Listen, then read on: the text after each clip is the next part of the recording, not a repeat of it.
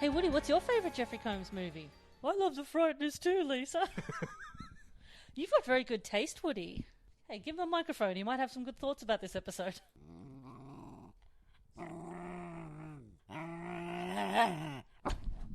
That's right, Woody. I mean, I thought that too when I was watching the episode, and, I'm so glad you picked up on it.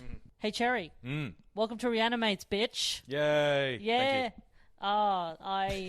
I am so lost in this. I mean, it was so hard to keep track of everything when you're coming in literally halfway through the 6th season of a show. Yeah, I mean, they expect you to know who everyone is, and I'm assuming you didn't know who everyone it was on this particular episode of Voyager. Nope. So, as Cherry mentioned, today we're doing an episode of Star Trek Voyager, Season 6, Episode 15, an episode called Tsunkatse. Tsunkatse, yes. Tsunkatse.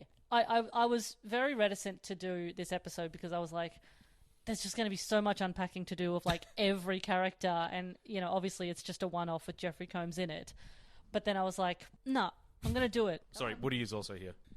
And he likes Lisa a lot, so he keeps crawling up onto her lap and it's getting in the way of the laptop. It's fine. I love you too, Woody. But I need to talk about Jeffrey Combs. You're interrupting important business. Yeah, it's really do, especially because I've never gotten into Voyager. Like probably the only Star Trek I've gotten into has been Deep Space Nine. Yeah. In a way outside of the Jeffrey Combs stuff that I've been watching for the podcast. Yeah, I don't know why I don't get into Voyager as much. Well, the thing is, Deep Space Nine is probably the best series of Star Trek from that era that they did. Next Generation's great, but it had a very slow start. It can be patchy at times. Deep Space Nine is the only one that has a nice overarching plot, and probably has the strongest cast as well. And this is Voyager's problem. Voyager came at a point when they were kind of tired. It had a very slow start as well, in that it took a long time for the audience to really grapple and get on board with Voyager because the main cast is a bit boring. Honestly, yeah. Like, there's quite a few of the main cast members, like Chakotay, the first officer, and Harry Kim and Tom Paris, and a few of the other ones who were just sort of a bit flat. Yeah. Whereas I feel like everyone on Deep Space Nine has something to them. Yeah, absolutely. Even if it's not anything as big and dynamic as someone like Quark, they've still got interesting aspects to their personality. They've got their own style of humour, which I really appreciate in these Star Trek things. Because sometimes, as someone who's not like a dyed-in-the-wool sci-fi fan, like having come to it, in my adulthood, I do appreciate the humour in it because I don't enjoy it when they take it hyper seriously. Yeah. And so I appreciate jokes and humour, and in Deep Space Nine, I feel like that's more evident. Yeah. And again, I can't fully judge. Well, look, I can judge. I've seen all of Voyager. Voyager is a very patchy show. Okay, it's good. like, look, I have a lot of affection for it because it was the first Trek I ever saw. But it's patchy. This episode, though, is focused on the character who probably saved the show.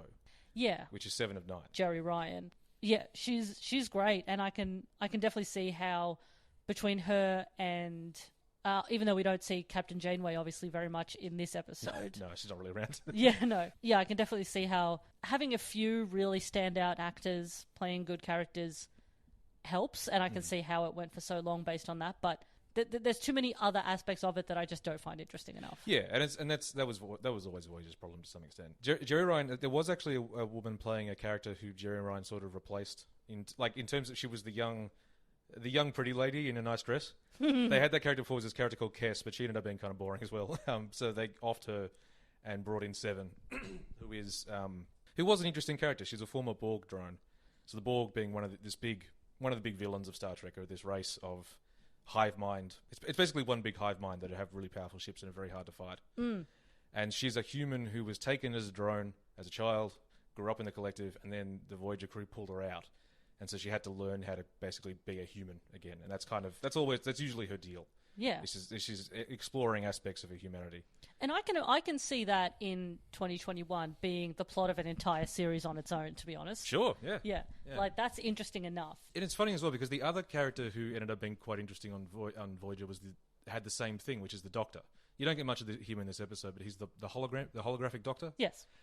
Same thing, where like he was a hologram that everyone just sort of treated like a utility, who then becomes his own person as well, because he has to be on all the time and discovers his own humanity and stuff. So that was the only thing in Voyager that worked consistently. People like to watch a character change and grow. Like I think that's what people like about the Wayuns in Deep Space Nine. Yeah. I think that's what people like about Data in Next Gen. Yes, yeah, absolutely. Yeah, whereas there's definitely some characters who are just there. Yes. And they don't really change. They don't have much of a unique personality. That was a genuine problem in Voyager, is that much of the cast is static, except for Janeway, who, depending on which writer wrote her, she was played so many different ways that the actress, in the last 2 seasons, she said she was playing Janeway like she was crazy, because that's the impression she was getting from the scripts. Like that she just lost her mind. Oh no, poor Janeway. She's gone the Jane way. All right, let's get into Tsunkatse. This is a real episodic episode of Star Trek. Real Monster of the Week stuff. That's how I prefer it, to be honest. Like, as much as I've been enjoying Deep Space Nine, the long arc of the Dominion War can get a bit much, and I'm just like, I want to see some like weird monsters and aliens, and I want you to focus on someone else for a bit. You know, I don't know if it's my attention span or But this is the thing with a show like that, is that sometimes you get a really good episode that has a cool idea, and then sometimes you can have an episode that's complete crap. And this sort of sits probably more towards the good end than crap, but it's not a standout episode. Importantly, it has some fun guest stars, which we get to. Yes. So we open on a raucous Coliseum-type sporting stadium. One player comes out, all confidence, moxie. The crowd are going apeshit. Another comes out who's a little bit more subtle in their confidence.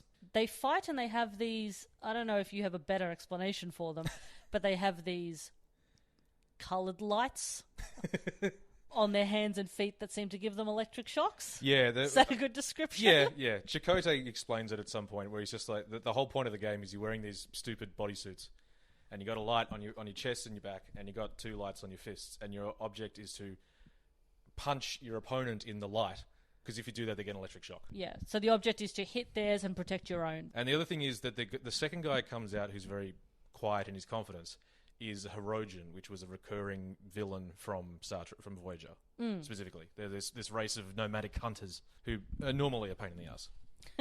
So the crowd is, chanting. We also see B'Elanna Torres, played by Roxanne Dawson, and Chakotay, played by Robert Beltran, cheering away in the crowd. I'm not sure why that's their cut point. They just want to be like, here's this monstrous fighting game they're playing, and here's 2 characters, All right, bye. Yeah, it's just the mysterious cold open. What are they doing there? Yeah. They're watching it, I guess. They're watching a fighting game. Yeah. It's not that weird. No. But we do find out why after the credits. We get Janeway's voiceover explaining that the crew are on shore leave because they're in orbit of a planet called Norcadia Prime. She's not going to stay, though. She's going off to explore a Pendari system somewhere. So Chakotay's in charge. I think she was on annual or something. I don't know. There's no particular reason, it seems like, why Janeway needs to not be in this episode, other than maybe she wasn't available. Yeah, because as far as I can tell from things I've read, Chakotay is very rarely in charge. He's only in charge a couple of times. No, yeah. It's unusual. I mean, maybe it was just so she could come in at the end, but even then it doesn't seem like it made a big difference or anything. So there's a number of scenes in this episode that don't seem to go anywhere.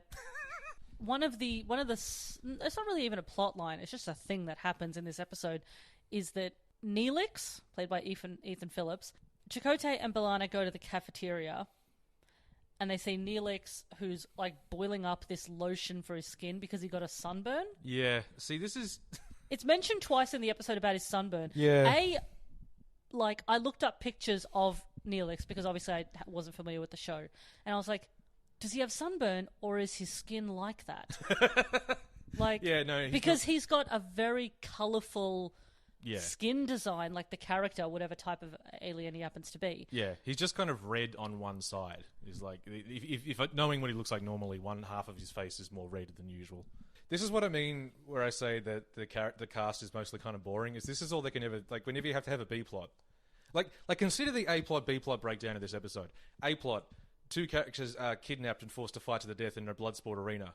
Neelix gets a sunburn. Exactly. Yeah. And the sunburn doesn't go anywhere. No. It's meant to be like a funny thing that happens to the cast, but it only comes up again once later, and then that's it. And then that character is just there. Yeah, it's just filling time. It is really just filling time, and I feel like, I don't know, you could have you could have done anything else with that character or that time on screen. They were 15 years into writing Star Trek for TV. They're very tired. Yeah. It's like, oh, I don't know. They spin a big wheel. I don't know. This one gets sunburned. How? Who cares? So Tsunkatse and B'Elanna are chatting to Seven of Nine, as mentioned, obviously played by Jerry Ryan, and Tuvok, played by Tim Russ. I wrote Rim Russ. I didn't think that sounded right. That's a porn star. No, Rim Ruff is a porn star. Oh, or Rim Rush. Rim Thrush. Oh. He's a Vulcan, right? Yes, he's a full Vulcan. Yes. The first black Vulcan in Star Trek as well. Oh, cool. Yeah. So they're chatting about the Tsunkatse matches. Obviously, Seven of Nine doesn't think very highly of them. Well, she doesn't think highly of entertainment in general because she doesn't get the point. Yeah, well, I assume that's why. I mean, I don't know how often Seven of Nine and Tuvok are paired together in episodes, but it seems like they'd be a good fit because they both have the same vibe. Okay, they were paired occasionally, and I think this did come up more than once, that they do get along because they tend to think they think in very, very similar ways. But the trouble is, as is sort of pointed out in this episode, what this means in terms of character interaction is long periods of silence. So it's maybe not necessarily good for a TV show. Yeah. They have a similar outlook on life in terms of just trying to be efficient about things and get shit done. Yeah. They decide they're going to spend their shore leave studying a collapsing micronebula. Fun. That's a real thing. That actually does sound fun, though. Like, yeah, I don't. Like, I know that they've probably seen it all because they've been in space for a long time. But like, I imagine watching anything collapse would be interesting. I'm sure it would be kind of cool. I mean, like watching a building detonate. Yeah, the interaction you see a little bit later between Seven and the Doctor is a much more frequent interaction, and it's a thing of comparing the difference between the two. You know what I mean? Like where he's like trying to encourage her to do things that are considered fun. Yeah. But he's not fun himself, so it's all a bit of a disaster. But yeah. Yeah, he does. He does try to encourage her to take up the opportunity to socialize and build up her social skills. That seems like a relationship that I would find interesting because later in the episode, Seven of Nine does say that the Doctor is quite protective of her. Oh yeah, no, those two had one of the best dynamics in the show. Again, because there's something they can relate in terms of being somewhat artificial in their ways, but also because the Doctor kind of takes Seven on as a project to try and help her sort of figure herself out again, and and he's a sort of this protective mother hen sort of character. He's great. The Doctor is played by Robert Picardo, and he's fantastic. Yeah, he's a fun actor. He's got this sassiness about him that I quite like. It's a dorky sassiness though. Like he's a giant loser, but he's also got this. He's got this sort of prim smugness to himself. He knows he's excellent. Slightly camp. Very slightly camp, yeah. Very slightly, yeah. But no, yeah, like he's easily one of the best characters in Voyager. So Tuvok and Seven of Nine are on their ship going to their nebula. Oh, one time he met Andy Dick and he gave him his penis. What? One time he got transmitted to another ship halfway across the galaxy, and the new version of him, the holographic Doctor, was played by Andy Dick. And the Doctor bragged about the fact that, unlike most holograms, he'd been fitted with a penis. And Andy Dick said, "Can I have a penis?" And the Doctor said, "We can sort that out." Anyway, whose idea was that? Andy Dick's, I assume. I imagine Andy Dick insisted. So when Tuvok and Seven and Nine are on the ship, another ship totally disarms them, sends a detonation device onto their ship, which, I mean, I don't know how that works, but it got on there. It was weird because like this other ship that's coming is coming to kidnap them, but they put a bomb on the ship first that explodes before they kidnap them, and I don't really. It's a strange order of operations. Well, yeah, because thankfully they didn't die, but they could have. Yeah. Yeah. Like Tuvok gets really badly injured. Yes, he does, which means that we cut to a sick bay of some sort, or some sort of training area for Tsunkatse fighters, where we meet your friend and mine, Jeffrey Combs, yes, playing Penk, who's scanning Seven of Nine to see, what she's made of and stuff, and he notices that she has Borg technology. How would you describe Penk's look? Slightly racist alien. He's got a touch of the Fu Manchu. He has a total Fu Manchu mustache. Like, it is exactly Fu Manchu's mustache. Yeah. But he's also sort of got these, like, fins coming out of his skull. It's... The thing I love about Star Trek is that they go, how do we make these aliens look different from each other? Well, you take a human and you just give them something slightly different about their head. Yeah. This is... Late stage Star Trek, all they were doing was fucking around with people's foreheads. Yeah. That's all. It's all they'd love to do it. It's amazing how like humans so many aliens look. You would be amazed, like how rarely you meet a human that is not completely humanoid. And I get it; it's a TV show. You got a budget, but it does get kind of ridiculous. So there was one episode of Voyager, a particularly bad one, where we met a race that used to be the dinosaurs that are now just hanging out. But you know what they look like? They look like fucking people. Yeah. Now they're people. I don't know why. Oh, that's amazing. They took space dinosaurs and they managed to make it boring. It reminds me a lot of one of my favorite TV shows in the world, which is the original Twilight Zone. Whenever they had to have aliens on that show, remember that this is in the 50s. There was so little they did with them. So I remember quite vividly one of the alien costumes, big air quotes they had, was they just got children, put them in bald caps, gave them sort of antennas, and drew like mustaches on their faces. It looked so rinky-dink. Yeah. I mean, early 60s Star Trek had a bit of that too. I mean, 60s Star Trek, the Klingons didn't have anything on their forehead. They were just sort of swarthy guys. Like, didn't they have like an alien that was just a dog in a costume? Yes, that was a thing. And they had exactly what you're describing too. Bald aliens with little antennae. Like that's one of the races that you never see anymore. But yeah, yeah. Like consider as much as I love Deep Space Nine, consider the Bajorans. So, but they did that with the Bajorans because there was going to be a lot of them, and they couldn't. They weren't going to be. They didn't have time to do the full paper mache heads on too many Bajorans, so all they did was the little thing in the ridges on the nose and a fancy earring. Yeah. That's entirely a budgetary constraint. Yeah, it's kind of like the whole universe, look at how many times humans basically evolved again. Yeah, no, it's great. yeah. And then also there's like the Ferengi who are just like that. Like just giant ears and Yeah, it must be funny to be a Star Trek actor and to look at some people who just get like a little nose ridge and then some people who spend 8 fucking hours in makeup to look like a Ferengi. yeah. That shit had to be a pain in the ass. It was actually funny.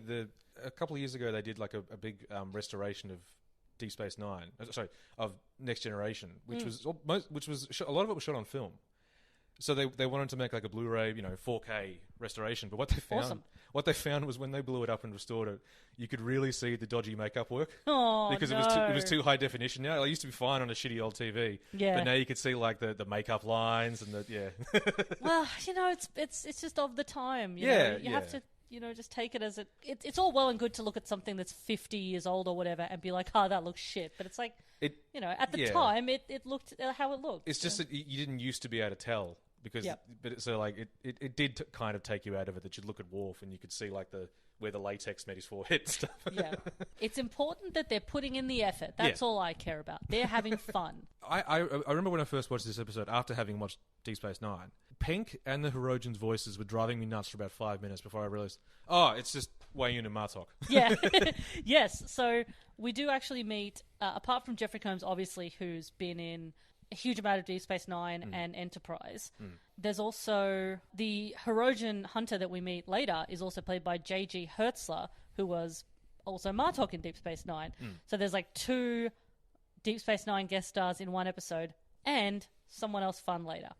You know what's interesting though? Those 2 guys, major roles in... Martok's a huge character in Deep Space Nine. Obviously, Weyoun's a huge character for a good half of Deep Space Nine. Those guys never had a scene together. This is the first time on Star Trek they were actually in the same room. So Jeffrey Combs talked about this character in an interview with StarTrek.com.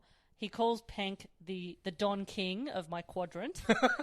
He also says, this is an interview from the time that the episode came out, when they asked him how he created the character. He said, "Fear is a great motivator. You get these jobs, but you don't get the script terribly early. You look for clues. What does the character want? What does he look like?" With Penk, it was all last minute. I showed up at 4:30 a.m. on the first morning for makeup and had no idea what process I'd go through. I looked in the mirror when they were done and said, that's what he looks like. I tried to make Penk a little more slippery, with a vocal pattern more staccato and precise. The costume's very interesting. It's very sleek and tight, kind of Bobby Darin-esque.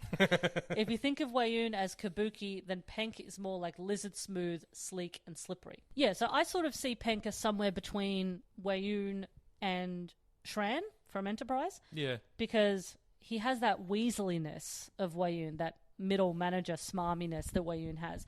But he does have an aggression to him that is a bit more unyielding. Because Wei-Yun has moments of, like, cowardice. Sometimes he has softness. Sometimes he even has, I guess, what a Vorta would call humor. Whereas, yeah, Penk is just straight up and down like this shit of a bloke. Yeah. Yeah. He's much more open to just, like, straight manipulation. The thing is, there isn't a ton of Penk in the episode, so he's not given as much to do. But he is a much more straightforward operator than Wei-Yun. Like he's in the top position. He's just like, yeah, I do or don't want to do that. Here's how I'm going to make you do this. Yeah. So as you say, there isn't a huge amount of him. There's enough to justify doing this episode. Oh no, yeah, sure, yeah. It's not as nuanced a character as something like Wei-Yun is, and you can't really compare them because Wei-Yun obviously had a lot more time to grow and evolve. This is a one-off, so you cannot obviously expect the kind of complexity that he would have given to something like Wei-Yun or Shran. Well, maybe you should describe what he does. He's basically he's the guy who runs the Tsunkatse operation. This sort of what is essentially like a wrestling federation type thing. Yeah. It's like it's a broadcast show that goes out to different areas of this quadrant. The trick of it is all of the fighters are fighting against their will. They've all basically been like shanghaied into doing this, which is where Seven finds herself now. But what I do find interesting is the way he talks with the other fighters, because the Hirogen is in the background, sort of making fun of Penk and giving him shit, and Penk kind of just puts up with it. He doesn't seem to have that much of an ego in terms of keeping everyone in line. He just he knows he can make them do what he wants, so he doesn't really care if they give him shit. So he says this when the Hirogen gives him some sass. Yes, Penk's generosity is legendary. Quiet! He's envious because I found a new favorite. He knows what he's doing. He knows that these fighters can sass all they want because at the end of the day he's in charge. Yeah. So, but he does leap immediately into his pitch of like he intends to force 7 of 9 to compete because Tuvok has been injured in the completely unnecessary explosion. The very must have been a small because they were very close to the detonation device. They should have been killed. Yeah. But so she agrees to compete if they treat Tuvok because he is quite severely injured. Yes. So the next scene is one of those. I guess it exists to give the other actors something to do in the episode, but there's just a scene of B'Elanna, Chakotay, Tom, played by Robert Duncan McNeil, and Harry, played by Garrett Wang. They're just sitting in the cafeteria discussing Tsunkatse, boxing. There's just not enough interesting chemistry between these people. These scenes are always so straightforward and kind of dull. Yeah. They're having a lovely old time. I mean, they are. I wasn't. So I was kind of bored. They're having fun, but like the conversation isn't particularly entertaining or funny. But eventually, Chakotay arranges it so that B'Elanna takes his shift so he can go to the Tsunkatse fight. Cheeky bitch. Yes. When we cut back to the fight, we've got Chakotay, Tom, Harry, and Neelix who are all at the fight. So the first opponent is, I guess, who we're just introduced to as the champion. That's all he's credited as, played by Dwayne "The Rock" Johnson. and this is great because this is they did this because this was a crossover with another UPS show or UPN show, which was WWE SmackDown. Yes, because that was broadcasting at the same time. So The Rock is just playing The Rock. Yeah. He does the people's eyebrow. Well, he tries to do the people's eyebrow, but because he's got the champion is a Pendari, so he's got one of these weird forehead molds as well. So he can't fully get the eyebrow up all the way. So it's not really the people's eyebrow; it's like the kid's eyebrow. It's like a slightly muted version. Yeah, the party's eyebrow. Yeah, he's doing his best. It's funny. It is funny looking at The Rock from this period because it's like he's big. He's always been a big guy. Yeah. But you compare this Rock from like 20 years ago to the Rock you see in like Fast and Furious, who is just jacked out of his mind. Oh yeah, like it's absurd. Like it's absurd, even though at the time The Rock would have been considered an incredibly swole, tough dude. Yeah, he looks tiny compared to how he looks now. Yeah, I know he was younger, obviously.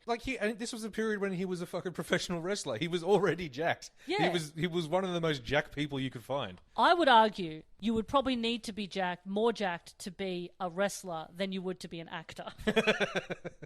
I don't think that being in the Fast and the Furious movies means you have to be like a giant brick wall of a person. No, I wouldn't have thought so. Yeah, I love that because he's really big in the Fast and the Furious movies, because Vin Diesel is such an insecure guy, and also because he runs those movies. They have to do all those. They have to shoot the scenes with The Rock and Vin Diesel, and make Vin Diesel look as tall as The Rock.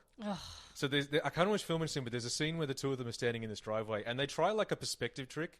They keep cutting with different angles, and Vin Diesel is always just standing a lot closer to camera. But you can tell. Standing on an apple box. It looks so fucking stupid. Oh, come on, Vin Diesel. Like, you drive cars in silly movies for a living. Just settle down. I've never seen a Fast and the Furious movie. They have a charm. I don't want to. No, they do have a charm. The first one in particular is an incredible, like, early 2000s time capsule. I imagine, yeah. Yeah, it's kind of like when you watch the first Saw and you're like, oh my God, I've never seen anything as early 2000s as this.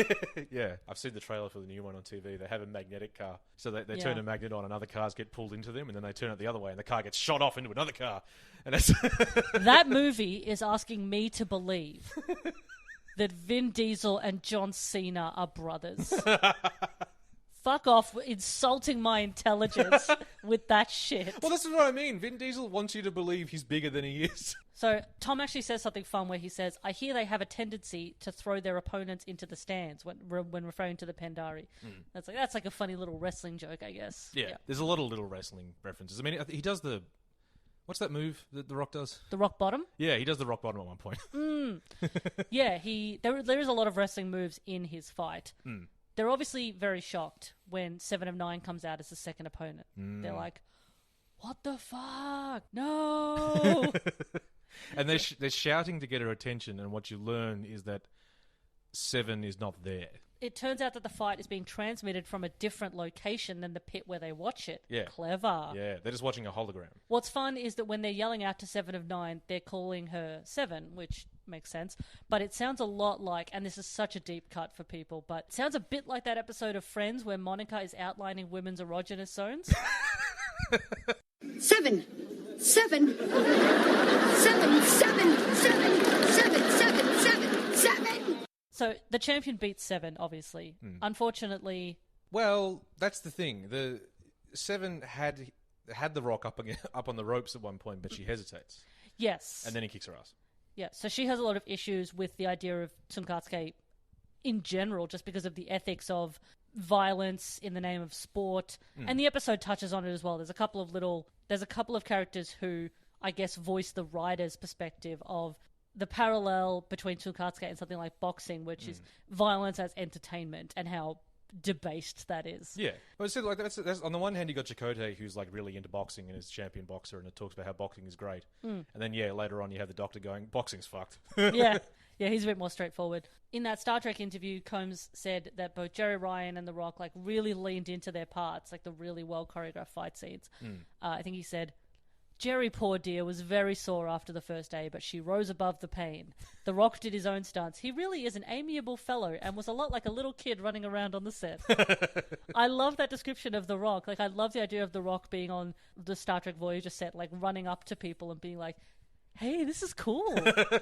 He seems like a lovely guy. He seems lovely. If only he wasn't a Republican. Well, there's that. No, he seems lovely. I think he'd be just super enthusiastic to be on this show. Yeah. And just be like, this is cool. There's lots of publicity photos of him fucking around with the cast and other like members of the crew and one of the writers as well. So it seems like he had a good time. He is also not the only WWE wrestler who has been on Star Trek. Go on. Tommy Tiny Lister Jr. and The Big Show were both in Enterprise. Tiny Lister! Yeah. I didn't know Tiny Lister was a wrestler. Yeah. Oh, yeah. Oh, I've only known him as an actor. He pops up in heaps of horror movies. Yes. Well, he pops up anytime they need a really big dude. Oh, yeah. Yeah, he's terrifying. Yeah. If you don't know him as a wrestler or from horror movies, you might also know him as the scarred prisoner in The Dark Knight who throws the remote at. You might also know him from Fatal Launch. He's popped up quite a few times there. Oh, doesn't he just? Yes. So, the Hirogen, who we mentioned earlier, J.G. Hertzler, he goes to C7 to try to basically teach her how to fight. You know, he wants to help her win, and he's trying to impress upon her the importance of surviving at any cost. I think he does actually say, do you know the difference between a survivor and a champion here? There isn't one. Yeah. Yep. 7's episode was quite popular, it turns out, because everyone hates the Borg, particularly in this area where the Borg are. Yes, yeah, Penk says that the audience numbers really go up because there's hostility towards the Borg. Yeah, every time you got punched, more people watched. Yeah. Penk also says this, which I guess is a very quick way of showing the sort of ruthlessness and cut of his character. If 3 billion people paid to see you hurt, imagine how many will pay to see you die. Oh, nasty. Yeah. She's been put into a red match now. Which is fight to the death. Yeah, previous matches are blue matches. This is a red match.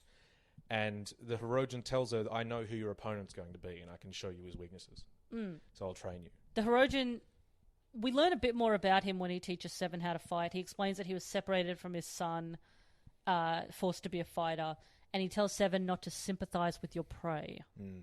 Because, he's telling her his sob story, and then she says something, and then he just suddenly kicks her in the face. Yeah. Now that'll teach you to trust me. We should point out in the meantime that the crew of Voyager who saw Seven do try to do something about this. Yeah. They're working on it. Yeah. All right. Yeah. What they learn from investigating, because they tried to beam her out of the ring, and that's how they found out she wasn't there. She's just a hologram. What they further find out is that the shows aren't being broadcast from any one planet. They're being broadcast from a ship. Neelix also explains that after chatting to Norcadian delegates, it seems that Tsunkatse seems a bit sus because it's highly profitable to the planet's revenue, so it's unlikely that anybody would actually help the players that are being forced to fight against their will because it makes them so much money. Yeah. So it's like the Netherlands and Big Brother. What? Well, Endemol, who made Big Brother, it's not the same, but it's Endemol was a very, very powerful company at one point because they made Big Brother and a bunch of other really successful shows that were selling. They were also the ones who made Big Donor. Do you remember that? No. Big Donor was a show at the height of Big Brother's thing. They made a pilot for a show called Big Donor, which was 3 people who were on dialysis competing for a kidney. It didn't get past the pilot, and they said afterwards it was a prank. It seemed like a very expensive prank. Because they made a whole episode. I think they said it was a prank because they realised how much they fucked up. Yeah. That's a nightmare. That sounds like something that would be in a dystopian film about the future and how entertainment is made. Yeah, it's like Running Man. It's clear that from what Neelix says that the government knows that they're probably kidnapping people to force them to fight. It's unclear whether most people do who are actually watching the show because the Starfleet people who were watching it didn't realise this. It's not advertised. But I also guess they never saw a red match. They never saw a match where someone got killed. Because that's definitely not something they would have been down with if they'd seen that happen. Yeah, I imagine they only saw the blue matches where 2 players walk away and you can also make that justification to yourself of it's probably all fake because it's just entertainment anyway. Same thing people do with wrestling. Yeah. And I don't know, maybe if they saw a red match, they'd be like, they're not really, probably not dead. No, it's all kayfabe. It's fine. Yeah, it's just an illusion. It's just magic. Jerry Ryan is actually really great in the fight scenes. I know that obviously a lot of it would be stunt doubles, but when it's obviously her, she's quite good. She's got good physicality. She's a good actress, yeah. And she does a fair bit of fighting in Star Trek. It's funny. One thing that Voyager does have over Deep Space Nine is Deep Space Nine, I guess, had a fight choreographer who only knew one move, which was that thing where they put their fists together and they do a punch where they just punch someone in the back by going, just bringing their fist down, or they punch them up. They go, oh yeah. That's the only fight move everyone does at DS9. Whereas in Voyager, no, people do punches and kicks. Well, it's also very easy to sync up the sound effects with something like that. Yeah, she's as she becomes more, I guess, ruthless in her fighting in the episode, as she's having to learn to be ruthless. She's very good. The actress is very good at being quite threatening and strong. She's very good at allowing some relatability into this character, which wouldn't normally be relatable. No. Seven explains that she's worried about what killing another person would do to her. Even though she had killed people as a drone, she feels that now she would be acting of her own free will and thereby would be entirely responsible for murdering a person, which probably doesn't feel good, I imagine. There are other episodes of Voyager that deal with the fact that, Seven has been involved in essentially genocide previously. Obviously not of her own free will, but that does sort of bother her at a certain point. I can imagine. Yeah. So when Seven goes out into the arena eventually to do this red match, it turns out that she has to fight the Hirogen. Yes. Smart ass motherfucker. Doing her dirty like that. It's all a clever ploy on his part because he wasn't trying to trick her. It turns out he just wants to die. Can someone kill him in an honourable way, please? Yeah. He's like, I'm sick of Tsunkatse. I want to die with honour and glory and such, and I've literally trained you to kill me. But she doesn't want to. No. Yeah. She's like, I'm not going to do this, even though she should know very well by now that this is the only way out of it. Yeah. Tsunkatse from the Voyager is trying to reason with Penk, and he ends the conversation like this, which is so much fun. You have 30 seconds before I open fire. A fighter. I respect that. But you're no match for me. I even liked his opening line where he was like, "Look, I'm very busy right now. This is Yeah. not a good time." Yeah. He does have that huffiness that Wei-Yun has, which is Jeffrey Combs is very good at. They managed to beam in Tuvok from the ship, but they can't beam in Seven. Even though she is more capable, Seven is initially losing the fight, but she rallies and just starts wailing on the Hirogen, like beating the shit out of him. Yeah, and she does that because like she was still hesitating, but then the Hirogen starts insulting her. Yes. And insulting her in a way that was designed to piss off a Borg. Where you say, "You're imperfect." Yes. She is incensed by that. Yeah. The Voyager team decide to destroy the transmission of the fight instead. They have this ingenious idea that if you destroy the transmission, they'll stop the fight because no one will be watching. Janeway's ship also joins them eventually. She's come back from Pendari, rallies at the end, whatever. I have no problem with Janeway. It's just the weird cutting of this episode to have her just come in at the end and not really do anything and join the team. It's not really clear why. It must have been a scheduling casting problem, like the reason that she wasn't in the majority of this episode. There's no reason for her not to be. But there was also no reason for her to come in at the end either. No, not really. Like the Voyager, Voyager is Voyager. It's a big ship. The ship that turns the tide is the Delta Flyer, which is a fucking pissy little shuttle. Yeah. Like, it just even in the... Yeah, it doesn't make a lot of sense. So Seven almost takes out the Hirogen. Like, she's about to do, like, the kill move. But then they're both beamed onto the Voyager before she can kill him. She decides not to. Like, they're safe in the Voyager now, so she's like, all right, I won't. Tsunkatse finds a Hirogen hunting party to get the Hirogen back to his people, and he wants to look for his son. So he's like, I guess I don't want to die now. All right, bye everybody. Well, he's got an option other than dying now. Yes. I did like when he's explaining what happened to his son, when he was kidnapped, all the Penk ever said was your son was too young to fight. So he's kind of running on the assumption that they just let the son go, which I find really funny because I feel like Penk probably would have just killed him. Yeah. You get the idea very quickly that Penk means business and is quite ruthless. Yeah, whereas now he's going like, I'm going to go search for my son. Like, dude. Yeah, Penk is pretty ruthless. He has no ruth at all. No. Seven and Hirogen are chatting in the sickbay, and Seven says that she doesn't know if she would have killed him. So it's obviously a huge reckoning for her, this idea that she might have not killed him, but maybe she would have. She doesn't know now. So we end the episode with Seven and Tuvok chatting in some part of the ship. It doesn't matter, but it's the astronomics lab. Cool. That's where it is. Nerd. She talks about her struggle to retain her humanity and her emotions. I'll just play a little clip because it's quite nice. When the Hirogen referred to me as weak, he was correct. But you overpowered him. Because I lost control. Given the circumstances, your behavior was understandable. I've spent the last 3 years struggling to regain my humanity. I'm afraid I may have lost it again in that arena. You're experiencing difficult emotions. Guilt, shame, remorse. Then you haven't lost your humanity. You have reaffirmed it. And then it sort of ends on that wondering and that nice moment between those two characters. It's funny because I thought at first this episode was going to do with what a lot of episodes of Voyager do, which is sort of pose an interesting question and then just kind of wuss out on it. Because like when the Hirogen says, "Do you think you would have killed me?" and she's just like, "I don't know." Yeah. And it's like I thought they were going to leave it at that, and I was like, "Oh, that's annoying." Because like you pose the interesting question, do you kill him or not? And then just sort of you get rescued, so it doesn't matter.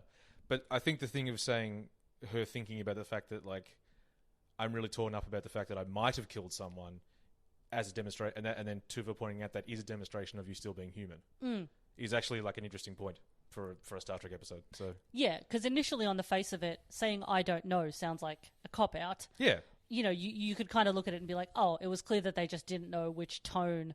Because if she said yeah I would have, then that's taking the character in one direction, and if she says no I wouldn't have, It's another direction. Yeah. So it seemed like you're not making a choice either way. But turning it into a question of, like her saying, I feel bad because I felt like I was an animal out of control, and Tuvok saying, well, that's a pretty human thing.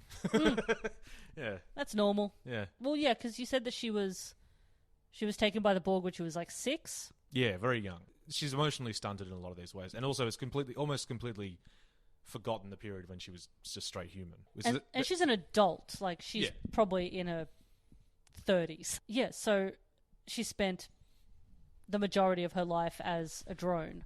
Yeah, so she's learning from step 1. Yeah, that's the whole interesting aspect of her character. One interesting thing about this episode was that apparently initially this was meant to be a Tuvok-focused episode, and he will be fighting. But they decided to switch it to 7 because people like 7. But it also was like, this is a more interesting thing for 7 to do than Tuvok. Yeah, I actually, knowing the small amount that I know about Vulcans, I feel like that would be less interesting. I imagine it might have ended up being a play on something that had done with Vulcans before, where it's like they have their logical, emotionless characters generally, but it would have been a thing of, he gets to go to his emotional side, and they don't like doing that, and blah blah blah. But that's well trod ground, like in terms of Star Trek. Well, because Vulcans fight, don't like. Yeah, I mean that's the thing. Tuvok is a security officer. Like he's happy to fight, but and kill people and stuff, but as part of his job, not in an illogical place, like as part of sport and entertainment. That would be an illogical reason to kill someone. Wildly unnecessary. Yeah, It's funny because the pre-7 showing up, they did used to quite frequently have episodes that were just Tuvok, like particularly ones where he would just turn up on an alien race and like solve a mystery. It was just sort of like Detective Tuvok. Always about solving a mystery. Yeah. If there was ever going to be a spin-off, it would have been Detective Tuvok. But after 7 showed up, those sort of episodes kind of dried up. Actually, my favorite Tuvok episode, not my favorite, but it's one I really like. One of the earliest conflicts in Voyager is because the whole setup of it is that like Voyager was chasing this ship of Federation rebels, and both of the ships got pulled to the other side of the galaxy. Now they've got to travel all the way home. But one of the things is that the group of rebels, the Maquis, had to join the Voyager's crew and become part of and they had to integrate, like become one crew. And early on, they played with the idea of this tension between the two crews. It goes away very quickly, but in I think it's in either the first or second season, people discover that Tuvok had made a security hologram program, which was like a training thing for the security in case the Maquis ever tried to rebel. So it simulated this rebellion where they come and like they try to take the bridge and shit. And everyone on the ship found it. Tuvok never finished it, but the people on the ship found it and started playing through it, and just thought it was really funny. And eventually, like you think you watching the start of the episode, you think there's going to be a huge point of tension, like they still don't trust us and stuff. But all it ends up being is everyone roasting Tuvok for his shitty fan fiction. Oh, because like everyone's rude. Everyone has like all of them as the holograms have this really cliched dialogue, and it's all really dramatic and over the top, and everyone's going, "Ha ha, Tuvok, ha, you're a shit writer." Oh, Tuvok's just like, "No, don't be mean."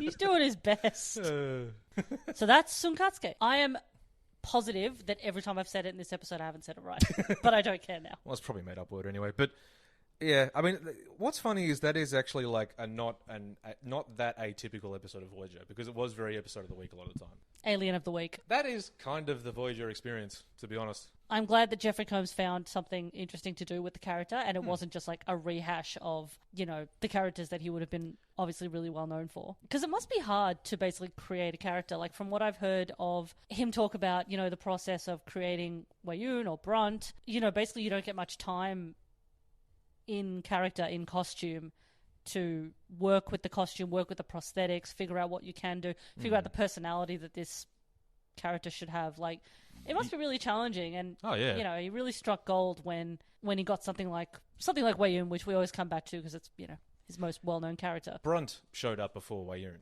and I feel like they recognised what they had in Jeffrey Combs, and that's why they got him. That's why they let him play a major character like Weyoun, because Brunt's also a very memorable character in terms of someone who doesn't show up much and doesn't have a lot of time to work.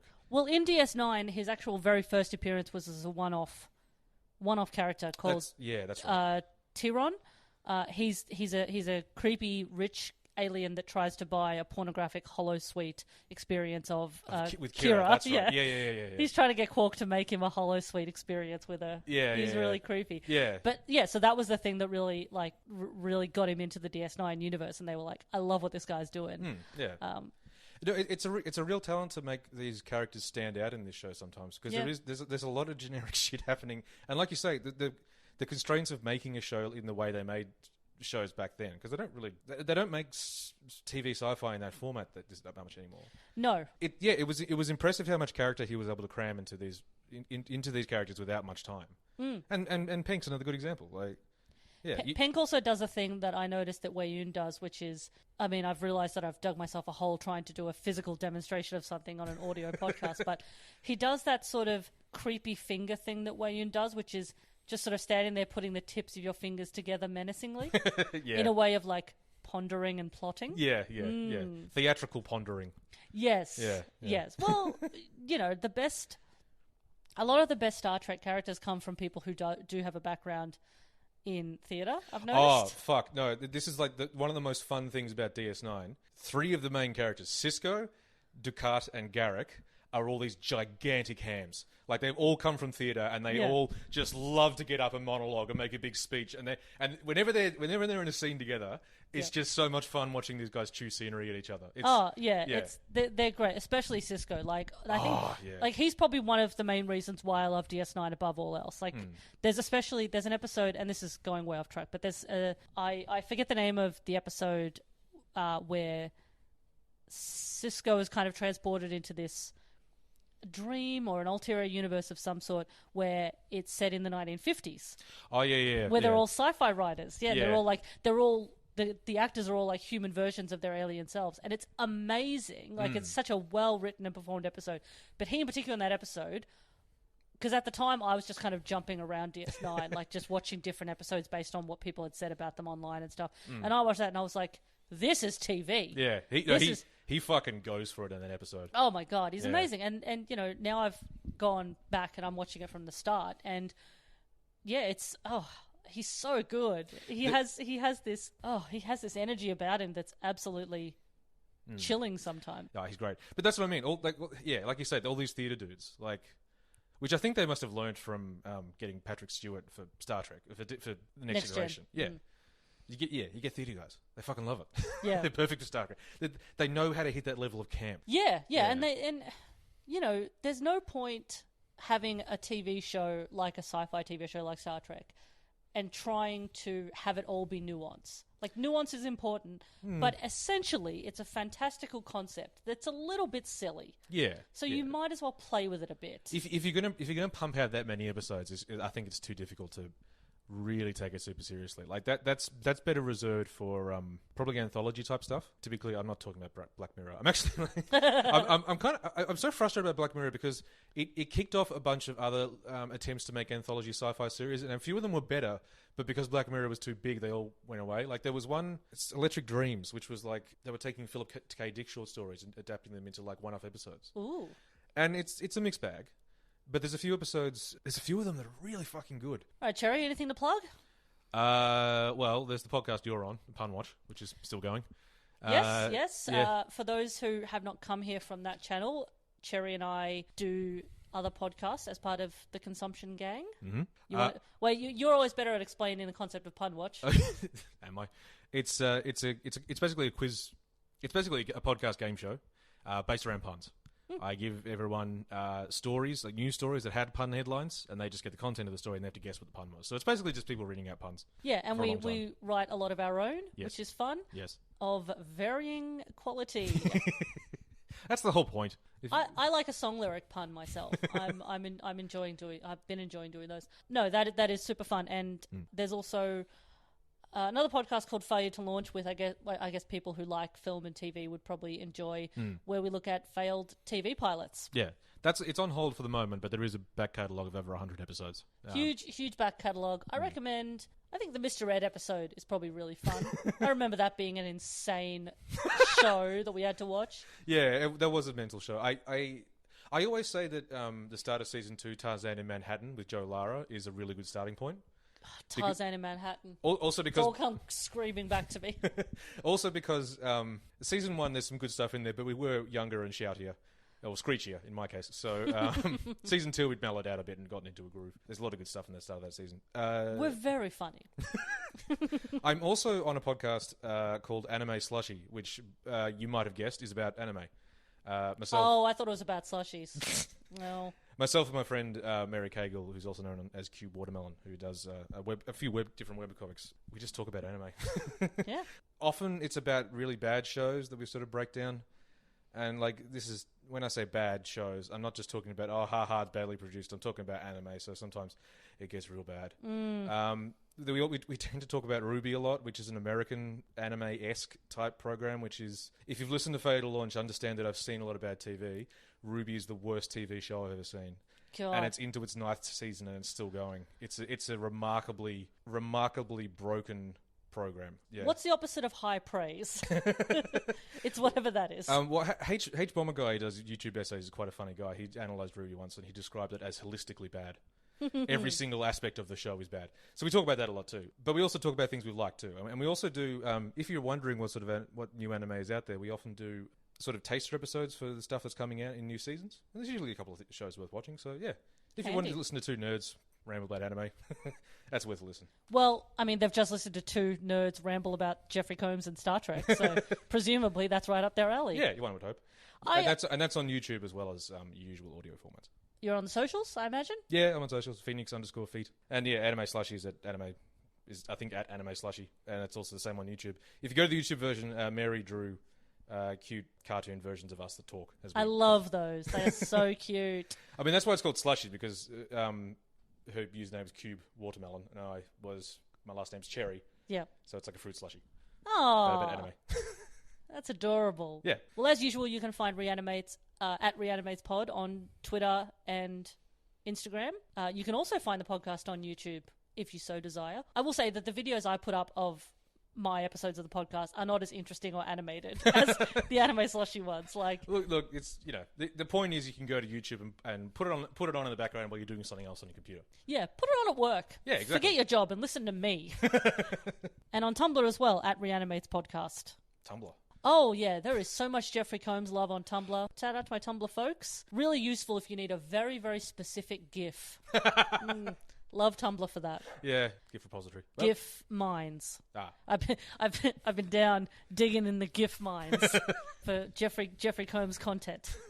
I slave all day for Combs content for you people. Just cracking a Jeffrey Combs GIF off the wall. digging a big hole and like it's shining in there, and I pull it out and rub it on my jumper to see it shining, glistening in the sun. I found another one, boys. It's like the Great Depression. So much so. I meant to say the gold rush, but I think I was right.